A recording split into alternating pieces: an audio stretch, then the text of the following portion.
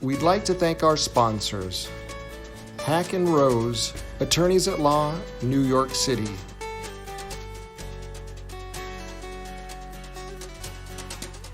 New Pathway Counseling Services, Pine Brook, New Jersey.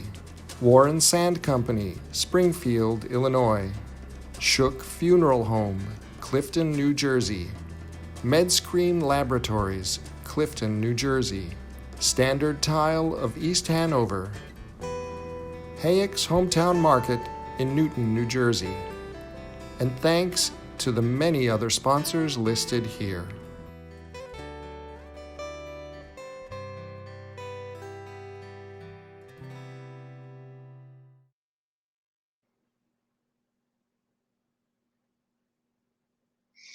Hi, everyone. I'm Bob Kosh of Greater Good Media, LLC, and welcome to episode 5 of Breaking the Silence.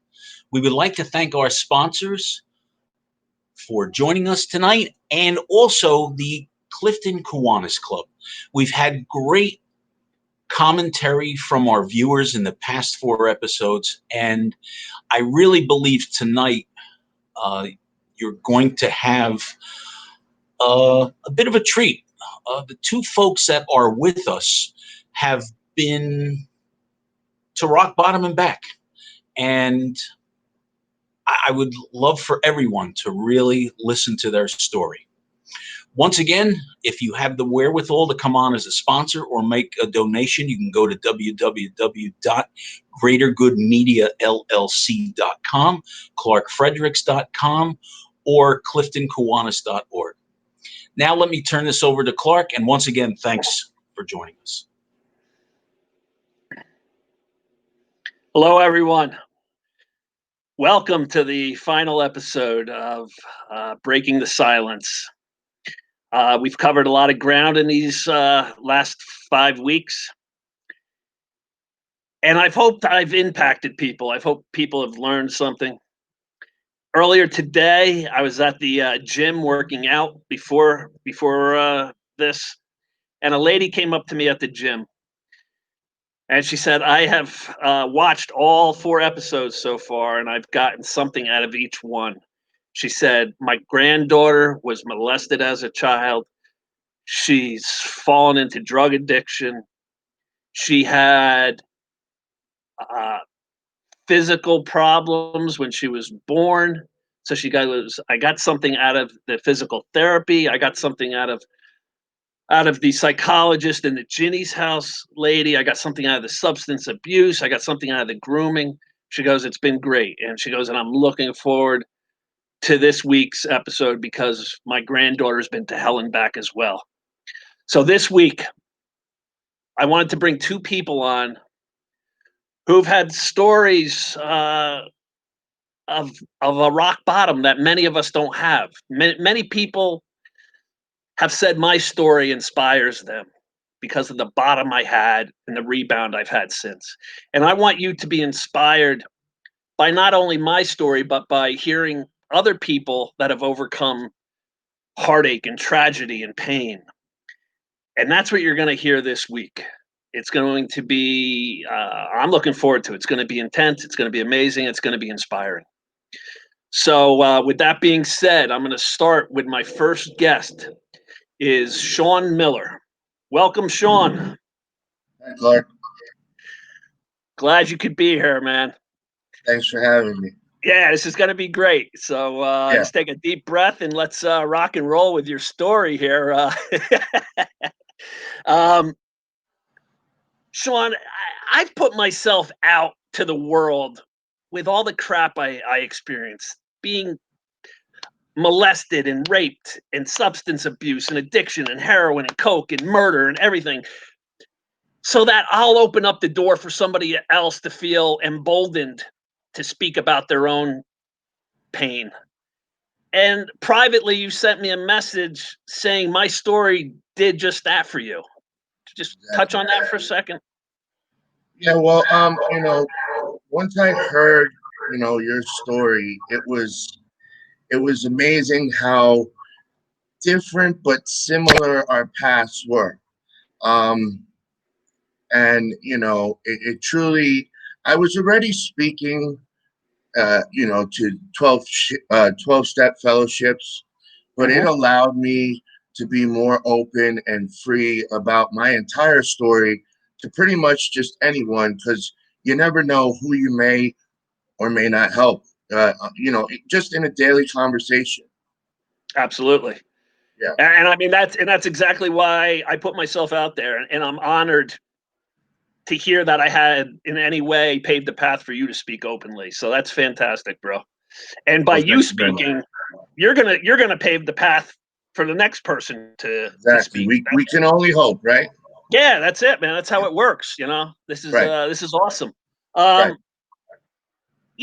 I've told people about this episode, and I've explained your story and Alicia's story briefly to them, and they've said to me, like, they're okay talking about this in front of an audience and letting people hear all their crap. And I asked you about that, why you're now transparent, and tell me why you're not keeping secrets anymore. Well, I mean, the simple fact is that you're only as sick as your secrets. You Right. know, the more you hide, the more you cover up, the more you bottle, the more you tend to explode, the more you tend to evade and lie. And I'm not about that life anymore. I Yep. live my life open, honest, and willing today. Awesome, bro. Yeah, I mean, that's one of the, you know, that that comes out of the AA handbook, but I learned it in therapy. You Right, are only as sick as your secret. Both therapists I went to told me that, right. and it's spot on. If you're harboring crap, it's a poison. You got to get it out. It's no Yes. good for you. So awesome, man. Um, let's dive into it. Okay. You know, uh, you had a tough upbringing. There's no way getting around that. No. Tell me, I think you mentioned both of your parents growing up were alcoholics. Yeah, I was born in Brooklyn to two alcoholic parents. My father was physically abusive, mentally abusive, sexually abusive, um, from ages 0 till about 8 years old. Your earliest Um, your earliest memories are being I abused. yes, Yeah. and I still, to say that I don't have memories of them would be lying as well. Like my mom was surprised at how young of an age I had memories back to. But that was only because a psychologist told me later on, because they were so vivid and so sharp, that I Right. was able to remember that young. But yeah, from 0 to 8 years old, and my mom just kept drinking and you know turning a blind eye. Like she didn't know what was exactly going on. She knew about the physical abuse. Right. It wasn't until later on, around when I was 8, when I told my grandmother that the light hit, and he was basically stopped from doing everything. And your mother actually left the family when you were young, right? Well, yeah, she left when I was, I believe, when I was 2. She packed me up and we moved into an apartment. Um, and she still allowed him to have visitation and Right. So the abuse weekends at his continued. house. Right. Yeah. Um, you told me, like, for punishment, you mentioned something about an iron. Yeah. To teach me that the iron was hot, he decided to run the iron over the back of my hands. And my mom sat up with me with ice, my hands at ice at the ER all night long, getting burn treatments and stuff like that. Gotcha. Um, and how long did the abuse go on till? You said until your grandmother got wind of it. What age was that around? It was around 8. Um, I don't remember the specific details, but somehow it came out in conversation, what dad was doing to me. And I told her, I said, please don't tell anybody. And, I was in fear for my life. Like, I really thought he would probably kill me, But she did. She told my mom, and my mom lost her stuff, and she, cut him off. And there was some court things that happened, but back then there was no actual real legal action to be taken. And so he basically got away with all of it. Gotcha. You mentioned to me in the pre-interview, as you were growing up, some of the trouble you got into, and it's identical to me. And what I learned in therapy is the trouble we both got into are all signs of sexual abuse. You shoplifted. Sign of sexual abuse. When I was in prison, my therapist asked our group therapy class, who were there for childhood abuse, how many of you have shoplifted? Every hand went up. She asked, you stole. She's like, how many of you stolen things? Every hand went up. And you said this last thing, and it caught me because you played with fire. Oh, I love watching those flames. Yeah. I never put two and two together, but I was a little firebug when I was a kid. You too? Yeah. I mean, I didn't go around setting arson, but I would, me neither. I would love to, I was the one to start the campfire, and I would make it 10 times bigger than it should have been. And I would sit there all night long and just watch the flames dance, Right. Yeah. I never equated me being a little firebug when I was young to sexual abuse. And then in therapy in prison, she asked that same question, how many of you played with fire? Every hand went up. And she's like, that's another sign of abuse, Right. Yeah. My abuse after it ended, it stopped me from applying myself to like sports and to studies. Did you graduate high school? No, I quit high school the second go around of, I completed 9th grade. It was the second time I tried to go through 10th grade. And I finally said, you know what? I'm not doing this. My grandmother had just died, and I used it as an excuse to quit school. You just didn't feel like applying yourself. Right. I was done. Yeah. I was done. Me either, How about drugs growing up? When did you start at an early age? Was it later, 18-ish, or did you start before that? And what did you use? I mean, I'm sure I tried pot once or twice in high school somewhere, but it really wasn't a thing. I was in and out of several juvenile placement facilities growing up because of my bad behaviors and the breaking and enterings and all that kind of stuff. So when I came home when I was 18, I started hanging out with my friends that I left with, and they were all smoking pot now. So I started smoking pot. And then as each year progressed, it was, well, now it's just pot and then a little bit of coke on the weekends. And they like to drink. I was never much of a drinker because of my growing up. Like, I always thought that I would never be like my parents. I'm never going to do that. Right. I had a problem, I was able to, make my way through college and get good grades. But after college, again, like I didn't want to apply myself into high school to sports or studies. When I graduated college, I couldn't keep a job for long because I felt trapped in a long-term job or a long-term relationship. You, on the other hand, you were employed all throughout your 20s and into your 30s, right? Well, I mean, that's one of the good things my mom did instill in me was a solid work ethic. When I quit school at 16, I instantly went out and got a job, and I worked odd jobs on and off until I was, 22, 23. And then, I got my last job at it was a campground being a maintenance man.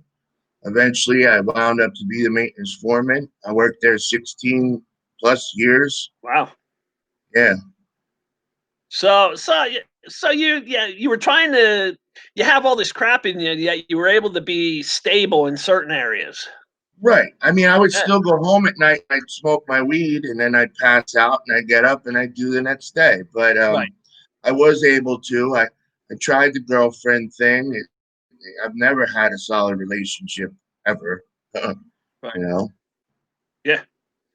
Um, 2011, things started to get a little squirrely for you. You diagnosed with testicular cancer. Right. I was going to the doctor. I kept saying I had pains in my groin. Um, the doctor I was going to at that time kept making it a mental health thing. He's like, "Oh, it's just in your head. Take Zoloft." Uh, so my daughter's mother at the time, she she asked me to go to her primary. So I went over to Newton. I went to this primary, and within moments, he did a testicle check. He had me shipped across the way to imaging. He did you know I forgot ultrasound. They did an ultrasound on me, and like the next day I was to the urologist, and the day after that I was in surgery. And you do radiation, Yeah, I did radiation for about 9 months. and they put you on pain pills. It started mildly then, mostly because I kept saying I was in pain, and I wasn't really like seeking them at that time. I just, I didn't feel good. Everything hurt. Had Um, you ever tried pain pills before that? I mean, I've had them at the dentist, but they'd always make me nauseous. Right. So, I didn't like them at all. But then as this, pain from the radiation, I noticed I liked them a little more. And did a dependency on them begin? It wasn't until about a year after um, I had gone back to work right after the radiation. And within, I don't know, anywhere from 3 to 6 months, I had ripped my back out completely because my muscles and my bones were not stable enough for me to be working at that time. But I was so stubborn, I was tired of sitting in my chair. So I went back to work. I hurt my back. I went to the chiropractor, which I had faith in. And, he's like, I can't touch you. He did x-rays. He said, I can't even touch you right now. And he gave me the name and the number of this other doctor. He said, go to him. I trust him. I said, okay. Um, Next thing you know, I was walking out with, 3 scripts, sometimes every 2 weeks. And Sometimes. thus the addiction begins. Yeah. Yeah. And they were And heavy, then, heavy opioids. right. And I mean, this is a cautionary tale. Right. This, there, everybody I've spoken to who eventually made their way to heroin started with pain pills. I haven't met anybody yet. You corroborate that. Right. I blew my back out, went to a doctor, got 30 Vicodin, and that was it. I was off Was to the it? races. Yep. Yeah, I felt like Superman. Yep. And so when your insurance cuts you off, you're left with this dependency on opiates, and you just make the switch to heroin, right? Right, because like I was told that if I was ever to come off these meds, I had to be properly weaned off. However, my insurance company didn't see it that way and just dropped me. They said I was dependent. No kidding, I'm dependent. Right. So they dropped me instantly, and I was pretty much sick out on the streets, wondering what to do. So I spent a little while buying street pills, which were way too expensive. Expensive, right? Way too expensive. You're talking $1 a milligram. Yep. And one day I found myself sick, and I called up my daughter's mother, asking her if she knew anybody, blah, blah, blah. She's like, I can't find any pills, but I know something else that'll keep you from being sick. She said, you're not going to like it, but it'll keep you from being sick. And it turned out to be heroin. And there you go. Now let's just show, once you start doing heroin, how quickly your life unraveled. Mm. How many detoxes have you been to? Detoxes, I'd have to say anywhere between 10 to 20. Right. You know? Did you start stealing to feed your addiction to heroin? Oh, without a doubt. I recall the one summer, me and my ex actually stole about $75,000 worth of goods to support our habits in 3 months. So you were this kid, you were molested as a child by your father. You made it through your early years without turning to drugs. You had a steady job for 16 years. And then you get a pain pill addiction. You switch to heroin. Now you're in and out of detoxes. You're stealing. Have you had overdoses? I'm sure. Yeah, me and my ex, we stopped counting at 16. 16 overdoses. Yeah. You know, it's a miracle you're alive. Yeah. So detoxes, stealing, overdoses. How about incarceration? Well, it finally wound up to incarceration. You know, my run was getting more and more. I was stealing more and more because I started to add cocaine to the mix, and you have to feed that every. You know, it's a constant feed. Right. And so we were doing dumb things, like even dumber than what we were doing, and so now me and my girlfriend at the time were stealing people's checkbooks out of their cars, and we were writing checks and cashing them with our phones in our own bank accounts. Knowing that you're gonna, at that point, I didn't care. you just need the instant. You know, I just needed to get high. That Right. It was that simple. You know, So people like, you know, let's say they see your mugshot. You know, they saw my mugshot. They'll be like, there's another filthy heroin addict. Yeah. And it's not how it happens. You know, you weren't born a heroin addict. right. You got a raw deal as a child, and it went unresolved. And then later on in life, you fall into something that takes that pain away and numbs you to everything. And just that quick, your whole life crumbles apart. And you're doing stuff now that you would have never thought possible a few No. years prior, right? Yeah, no, the people who did stuff like what I was doing, I used to call a junkie a scumbag, you know, a piece of crap, you know? Yeah. Yeah. I mean, look, I did this throughout my years before I became that person.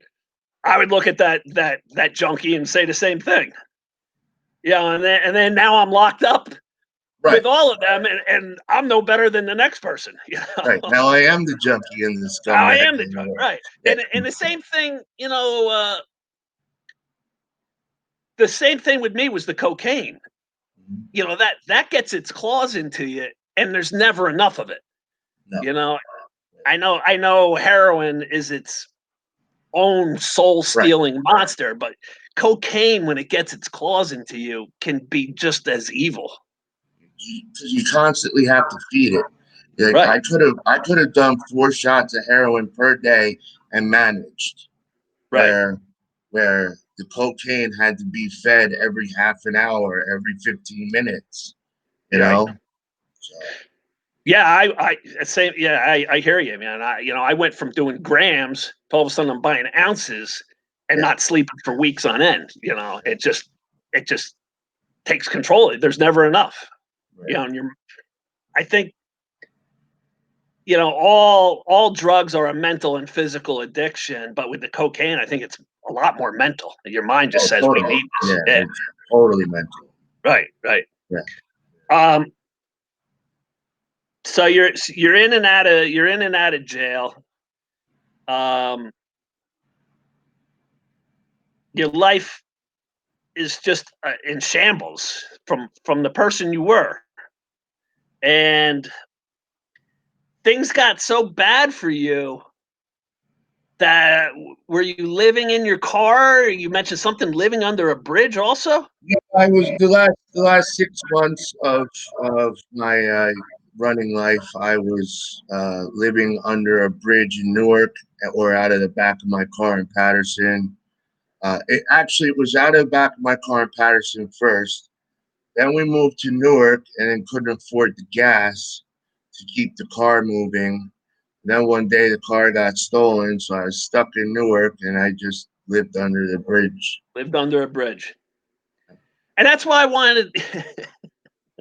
You got to laugh about it now, right? Yeah. That's why I wanted people. People like everybody seems to have something going on in their life, especially you got the pandemic, you got people losing jobs, kids get in trouble, losing their house to foreclosure, and it just seems like an insurmountable weight on top of people that they got to get out from under.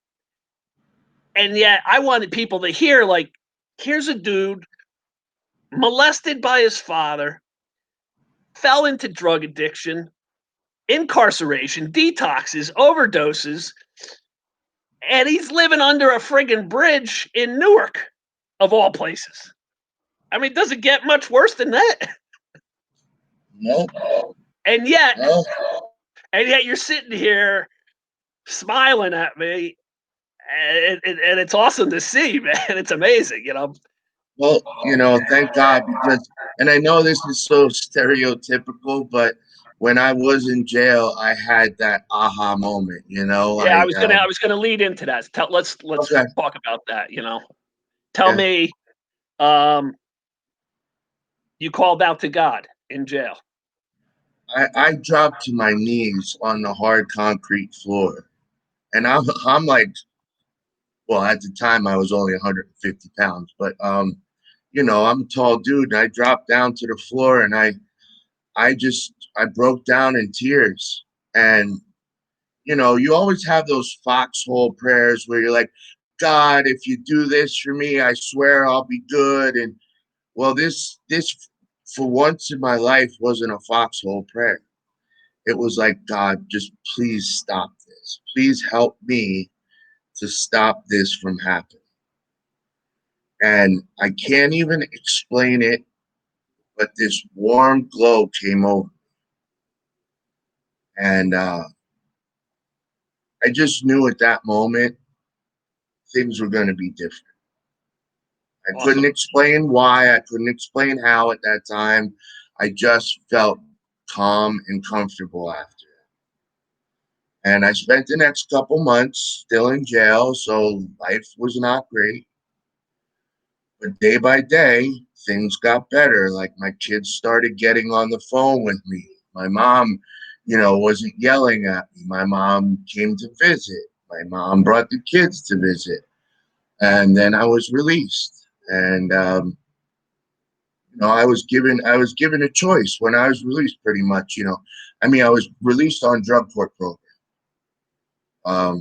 However, even though I had the eyes of the law, like, literally right on my back, I could have still chose to go back down to Newark. Right. Instead, I chose to follow the program that was given to me. Right. And you made you made your recovery the most important thing in your life. Yeah, I had to sit my daughters down, and it was probably the hardest conversation I had with them, because up until that point, I viewed in my head that my kids were my most important thing, the number one thing in my life. And I had to explain to them that if I am to be the father that they want me to be, that they deserve to have, that I want to be, I have to put recovery first, always. Yep. Yep. That's it, man. You know, you have to be selfish in order to be that father, to be that husband, to be that brother. Right. And it finally clicked for you. And I mean, and you're doing the program now. You know, rarely is recovery a straight line. You know, you had a blip on the radar, you know, when your mother died, you told me. But you're back at you're doing programs almost every day or every day, right? Right. Yeah, I like to hit at least at the bare minimum 5 meetings a week. Plus, you know, I'm also doing an outpatient program on top of it. You know, my hat goes off to you, brother. You know, I want the person sitting at home who thinks their life, you know, is unmanageable, you know, how are they gonna, you know, afford their mortgage or afford their car payment or get food? I mean, you're a dude, you know, who was living under a bridge, living out of their car, you know, you're living like an animal, and yet something, when you called out to God, something came over you and you just knew that things were going to work out. And I think it's amazing, an amazing turnaround, amazing transformation. You know, I don't know how many people that are living under a bridge in Newark, doing heroin, stealing, are going to make it out of that.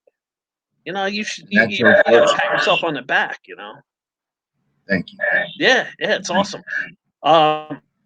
I think it's an amazing story, and I'm honored that you shared it today. And all I got to say is thank you, brother. Thank you for having me and helping me spread the message. Awesome. And your voice is gonna open up somebody else's voice. I guarantee it. So thank you, bro. I will. All right. Take care, pal. All right. That was an amazing story, and it just shows, no matter, you know, everybody's bottom is different, and no matter where you bottom out at, you can come back from it. And let's go on to the next guest, who had quite a bottom herself. I want to welcome Alicia Coward. Hi, Alicia. Hey, Clark. Hey. Hey, did you hear? Were you able to hear Sean's story? I was. It's awesome. Yeah, and amazing. I mean, I didn't know half of that. Yeah, it's incredible. And as amazing as his story is, I think your story's just as incredible, if not more so. And let's get into it. You know, when people hear your story, they're going to think that only people growing up in Newark or Patterson or Camden can have a story like yours. And yet, that's not the case. You grew up in my hometown of Newton, New Jersey, little rural Newton, correct? Yeah. Yep. Yep. Growing up, you didn't have sexual abuse in your family, but there was physical abuse you had to witness as a child, correct? I did. Yeah. Yeah. And on top of the physical abuse that you dealt with, there was a lot of addiction in your family, including your own mother, right? Yeah. You told me one of your earliest memories is walking in on your mother around 5 or 6. What did you see when you walked into the room and saw her? That early memory you told me about. She was holding on to the or not the cordless, but the phone, and you could tell that she was like struggling. She was trying to call 911 because she was overdosing. She had just shot up and was overdosing. Yeah. Wow.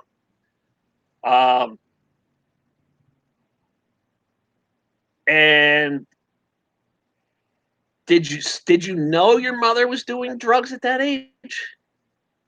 Did you know that that's what it was? Unfortunately, yeah, I knew a lot at a young age. Yeah.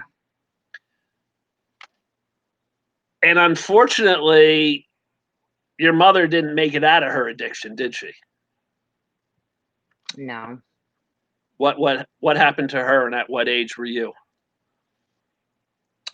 She overdosed when I was 10.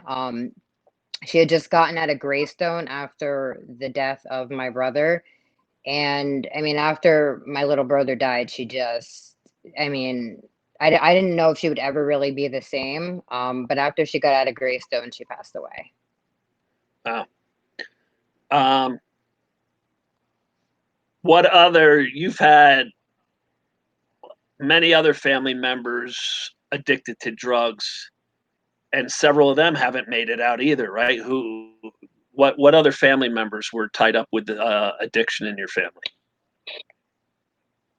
My mom's two brothers, my And uncles. did they both die of it? They both passed away. Wow.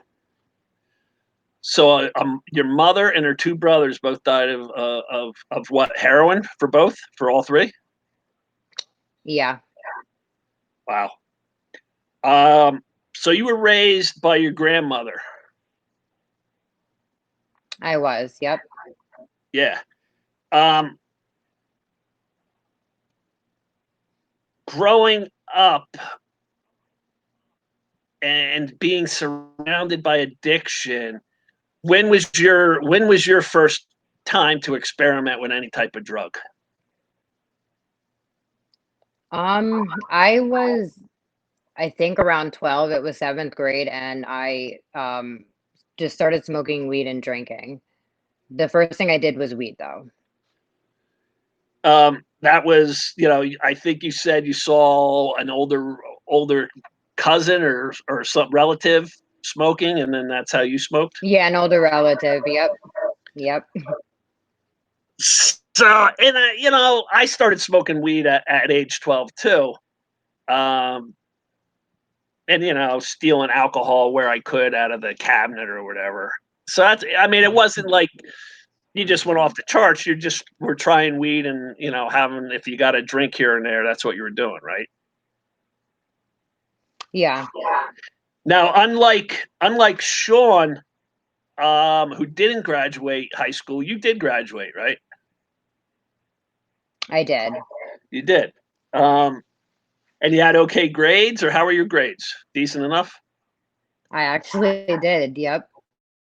Yeah. Yeah. and throughout your high school years, you're getting decent grades, and are drugs a major part of your life, or are you just still going to high school parties and doing a little drinking and smoking a little weed? Is that what it was? So the first couple years of high school was, just high school parties or, drink on the weekends. Um, and then I think it was around my junior year when it was, more often. Okay.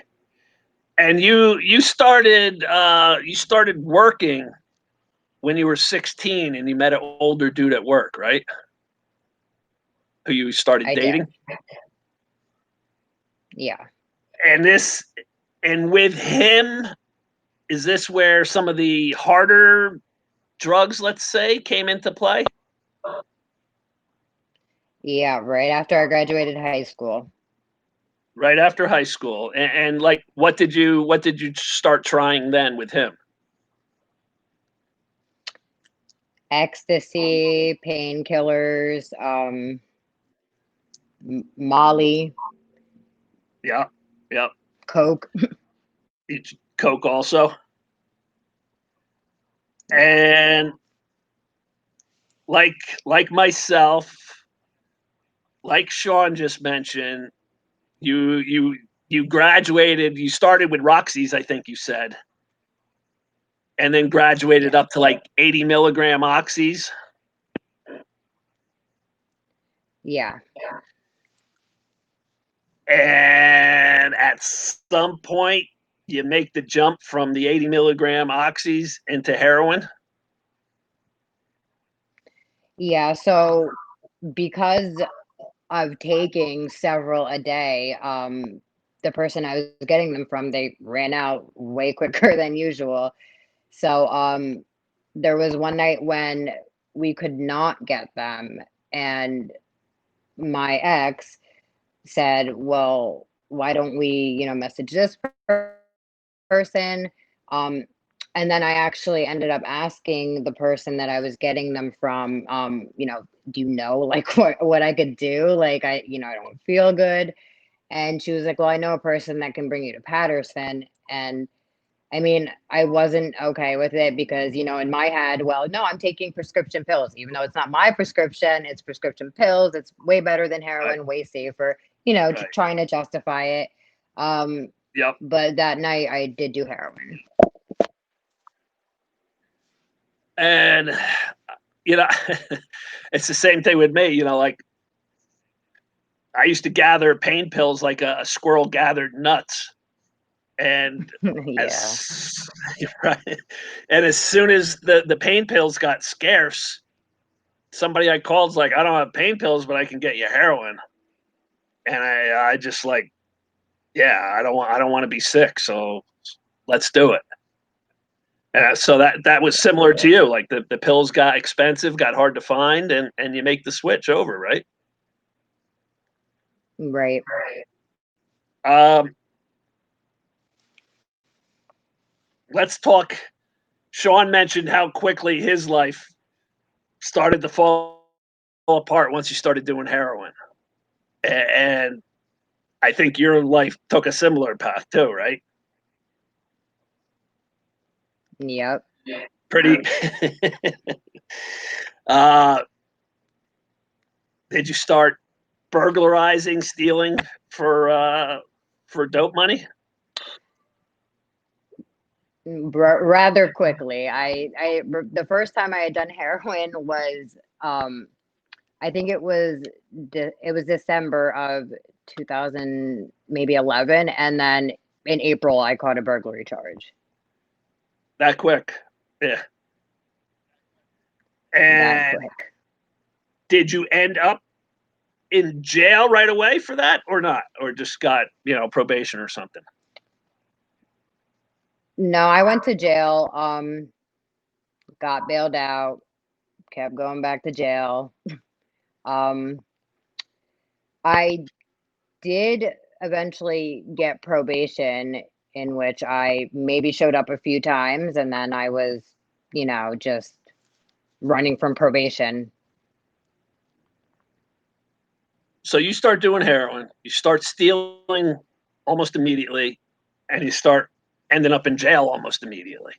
I mean, that's how your life Yeah, just began to unravel, right? spiraled very quickly. Very quickly. And I just, I want these to be cautionary tales for people. Like here's a rural girl. You're not this big city slicker, growing up in the projects or the hood. You grew up in rural Newton, Right. and yet drugs are everywhere. Drugs don't care if you grow up in Newton or you grow up in Patterson. They'll take you in with false promises, right? Yep, absolutely. Yeah, and so you're in jail, and a girl you're in jail with gives you the name of somebody to be a pen pal with, right? And you start writing back and forth with this person. Yeah. And when you get released, you decided to go to Indiana to visit to visit a different person, right? To get away from this area? Yeah, so I had been released for a little bit, but I mean, I was on the run from probation at the time, and I wanted to get away. I wanted to get sober. So I did go to Indiana, and the the person that I went to go be with in Indiana was actually from Newton. And while I tried to wean myself off of heroin, I just started drinking like crazy instead. Right. So, between me and him, there was always arguments, and he was, extremely abusive towards me. And you told me he beat you up one time and even knocked a couple teeth out, right? Yep, my top teeth. He sure did. So, I, again, let's just keep this going. Here's this beautiful girl from rural Newton, starts with pain pills, switches to heroin when they get hard to find and get expensive, instantly starts stealing from your job, wind up in jail, try to break free from heroin by going out to Indiana with somebody you knew somewhat. You start drinking heavily instead, and here you get beat up by this person and knocks 3 teeth out. Yep. This is how quickly it all starts falling apart. It's amazing. And so you're out in Indiana, and you got to get away from this person, and you think to call this pen pal that you started writing in prison, right? Or when you were in jail. Yeah. Right. So he found me on Facebook, and I ignored him while I was in Indiana until, that whole situation happened with him knocking my teeth out. So, I got a ticket back to New Jersey, and I, was talking to this guy, and he was like, "Well, why don't you just come stay with me? Um, you know, I'll take care of you, blah, blah, blah." And, I wanted to be anywhere but Newton because I had warrants. I wasn't like really ready to turn myself in yet. Um, so I went and met him, some guy who I've never met before, and he picked me up, and he said that we were going to Atlantic City, and I was like, "Oh, okay, cool. Sounds good." So we got to Atlantic City. Now, mind you, I'm from Sussex County, so Right. I'd never experienced you know, human trafficking or anything like that. That's not here, you know what I mean? Right. So when we got to the hotel, a few girls came out and like helped me with my bags, and I slept in a hotel room by myself that night. And then a couple days later, the girls were still there, even though he said, that they were there for his friend that was with him. And he asked one of the girls, I guess, to talk to me because I was literally clueless. And she was like, "Do you know what this is?" And when she said that, and I was like, well, I guess I know now what it is. I mean, I was, hoping it wasn't, but yeah. So he was a pimp. He was a pimp. And now Yeah. he's got you in a new city. You've got warrants in your hometown you were trying to stay away from. You just got beat up out in Indiana and got Right. teeth knocked out. And now you're in Atlantic City with a person, a pen pal who you had nice conversations and letters with, and you find out he's a pimp and you're sort of under his umbrella. Right. Yep. And saying, Mr. Pimp, I think I'm going to go home to Newton now. That's just not how it works, right? No. Nope. You are That is not now, how it worked at all. yeah, because people will be people, people who are naive and up by our area in Newton, where this isn't a common occurrence, will be like, Well, couldn't she have just ran away? It's not like that, right? No, I mean, and I was also at the time extremely damaged, vulnerable. And you're I, addicted to you know, drugs, he exactly, exactly. right? And so they prey on somebody just like you, you know, a girl addicted to drugs. She's got Exactly. warrants in her hometown. She just got beat up. You're vulnerable at this point in your life, Yeah, and they capitalize on that. exactly. Sick. So you're now forced to do what he wants you to do. You Yeah. become one of his girls. And are you doing heroin while you're turning tricks? Are you doing drugs at this point? Are you drinking heavily? What are you doing while you're being controlled by this guy?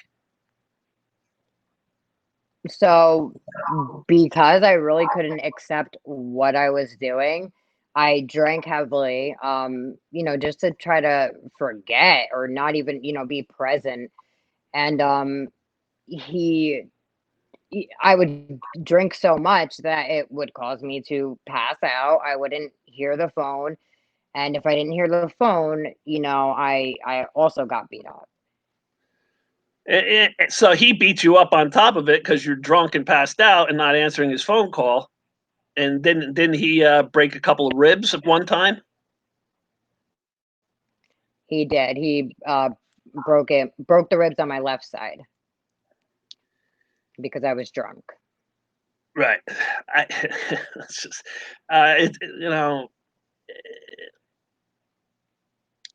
just like in Sean's story, how quickly things spiral. Things just got out of your life, just got out of your It's easy. Yep. control. Like within a couple months, year span, your life is just falling apart. Yeah. And most women, I would say, wouldn't come back from this lifestyle. Wouldn't come back from heroin addiction and alcoholism and being forced to turn tricks. It's just not something like you walk away from and just start a new life. But by the grace of God, this guy got arrested one day, right? Yeah. So he was out, making money with other females, and I actually had his 1-year-old son with me, and he had been gone for a while and didn't ask how his son was. And then at 4 or 5 in the morning, the girls came through the door and said that he had gotten arrested by Hackensack Hotel, I think it was. So you're able to break free from this guy because he got arrested, and you went into a rehab. I think you said, right? Yep, in Pennsylvania. In It was Marworth. Pennsylvania. And in this rehab, you met somebody and you got pregnant. Yeah, so I did what they tell you not to do, and I met somebody who I loved, and at the end of my rehab stay, they gave me a grant to go to a halfway house, and immediately when I went there, I wasn't following rules. I kept my phone, and I wasn't supposed to. I was contacting the kid that I met there, until eventually I left and went to be with that kid, and then got pregnant with his kid. And that relationship doesn't last forever. You're pregnant. You began using heroin again, right? Well, I had actually maybe a month after I left the halfway house, I started using heroin with him again. So I was already using heroin maybe 2, 3 months before I found out that I was pregnant. Okay. And you were bouncing around from place to place, just trying to find anywhere to sleep. And you were like sleeping in closets, right? You weren't allowed to be in houses, and people would like Yeah. shove you into a closet, and that's where you had to live. Yeah, nobody was supposed to know that I was staying there. So that is where I stayed. And in my, you know, screwed up head, I thought that that was still better than jail. Right. And you finally, you finally just got tired, right? And you finally just like, you got arrested in Parsippany, and you were just, you just wanted to go back to Sussex and just be done with it.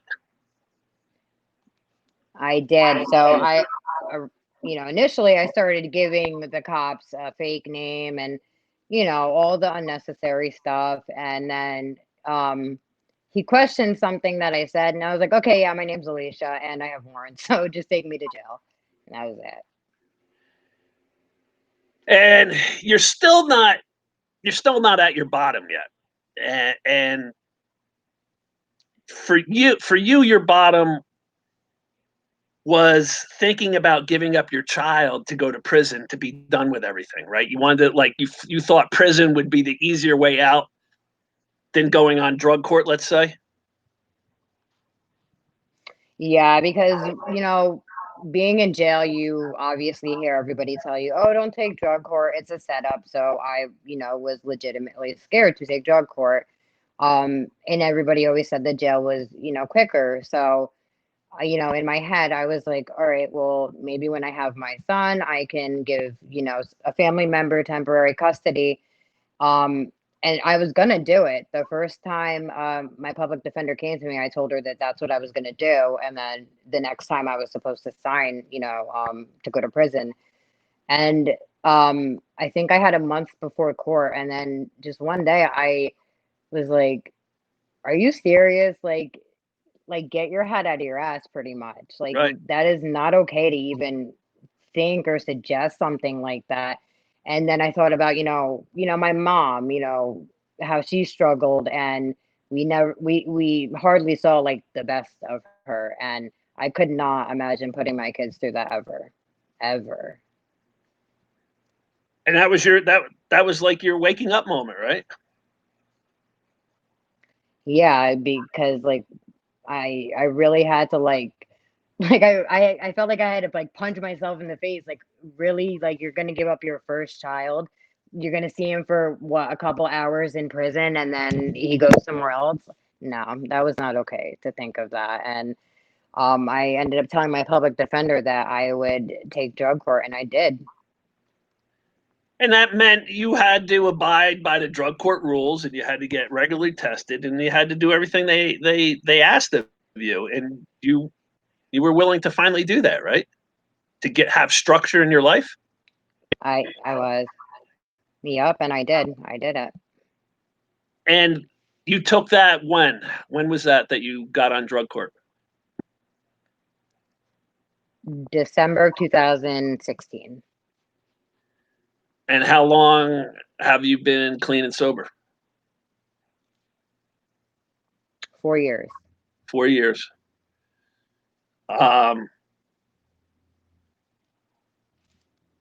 How are you able? I asked Sean this, when I've talked about both of your stories to some friends about what this episode was going to be, and people will say, like, this girl's going to talk about being prostituted out. She's all right, like, saying that to everybody. How are you not controlled by your shame and by your guilt anymore? How does that not keep you silent?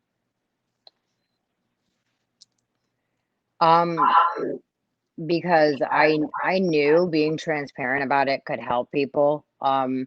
It helps me, talking about it, and um like letting people know what I went through. It just helps me tremendously to help other people.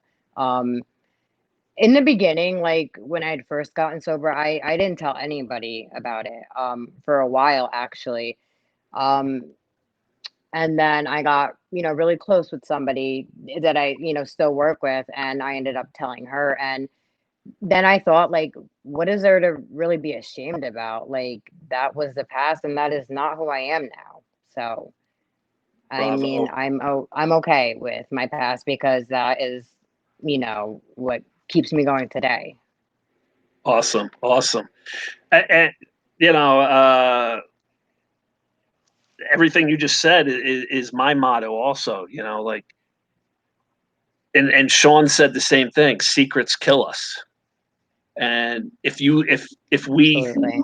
yeah, and if you keep secrets, those secrets are going to lead you back to addiction, because you're going to have the shame and the guilt, and you're going to want to drown those secrets somehow, and it'll be by drugs again.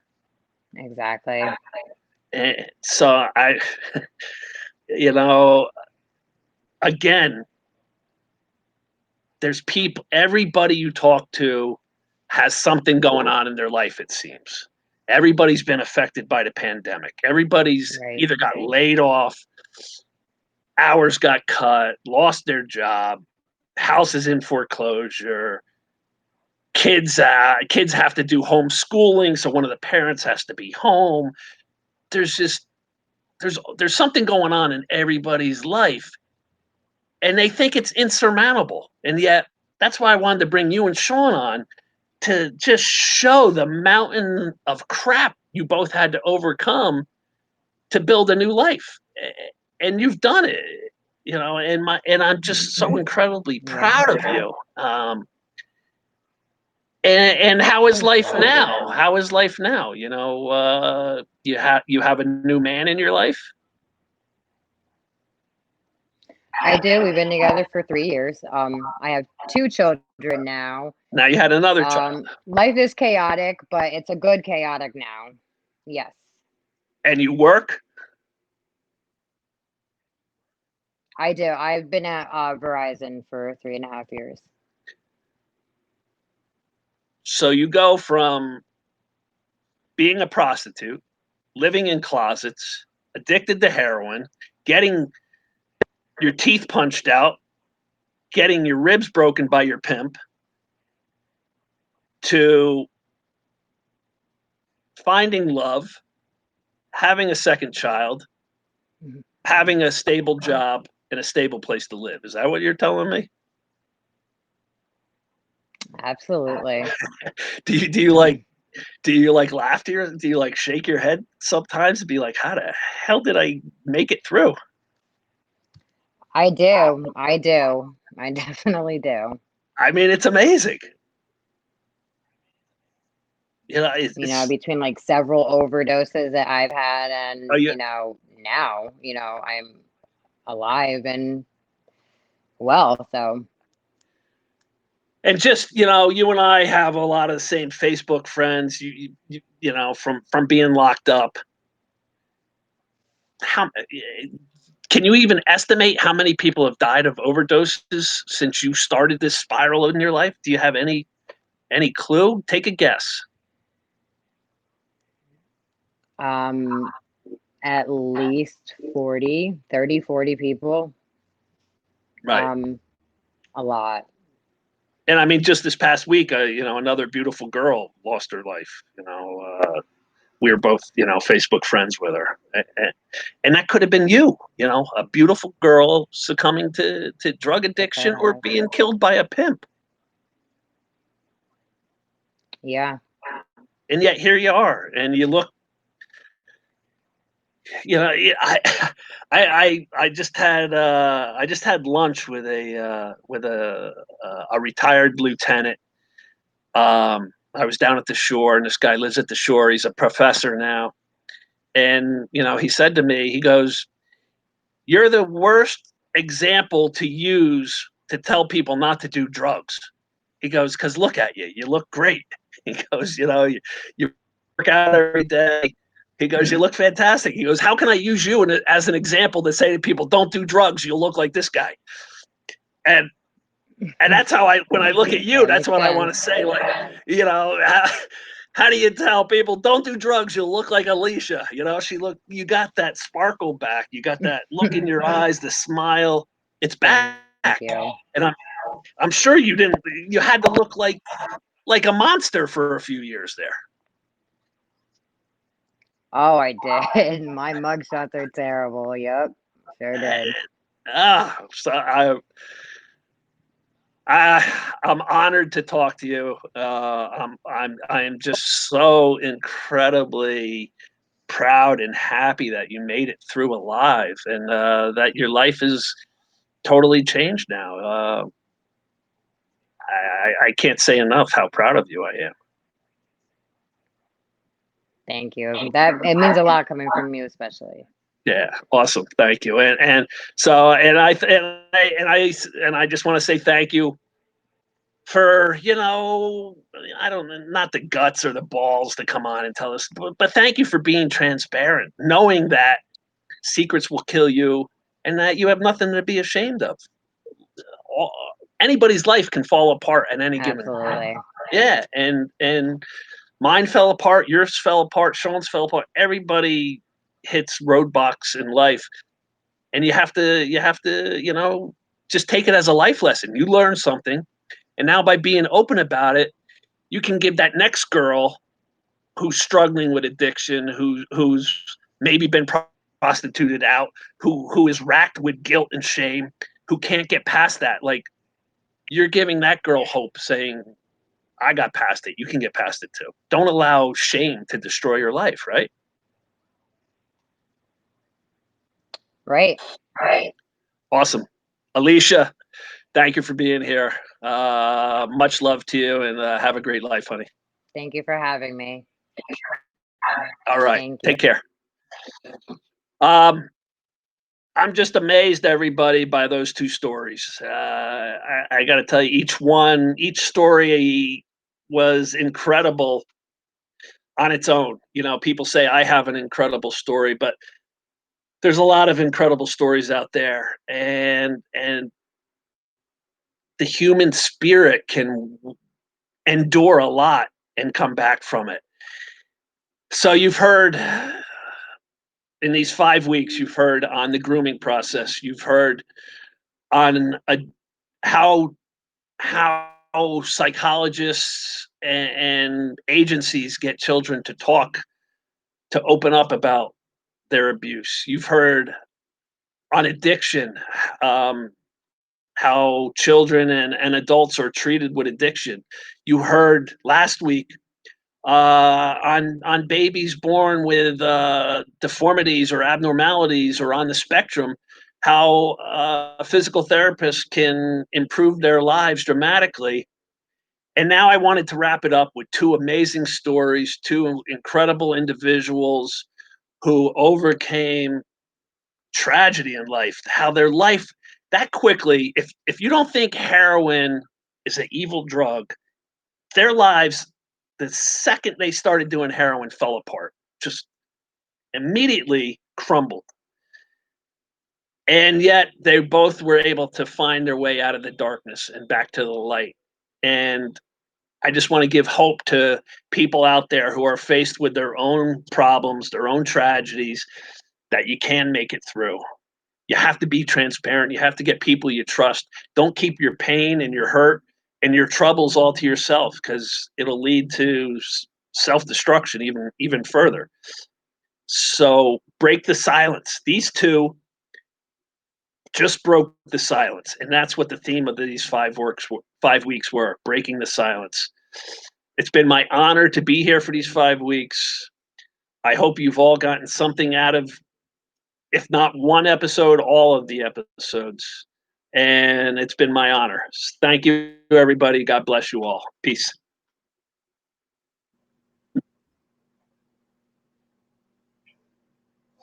Hi, everyone.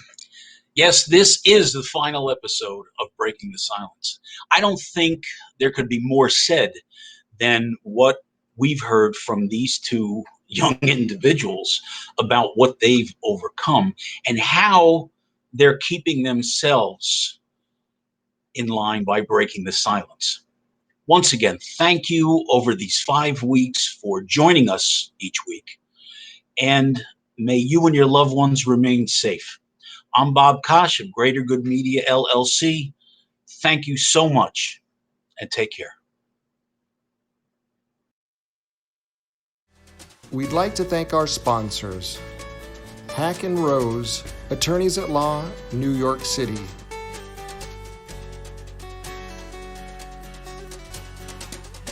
New Pathway Counseling Services, Pine Brook, New Jersey. Warren Sand Company, Springfield, Illinois. Shook Funeral Home, Clifton, New Jersey. MEDSCREEN Laboratories, Clifton, New Jersey. Standard Tile of East Hanover. HAYEK'S Hometown Market in Newton, New Jersey.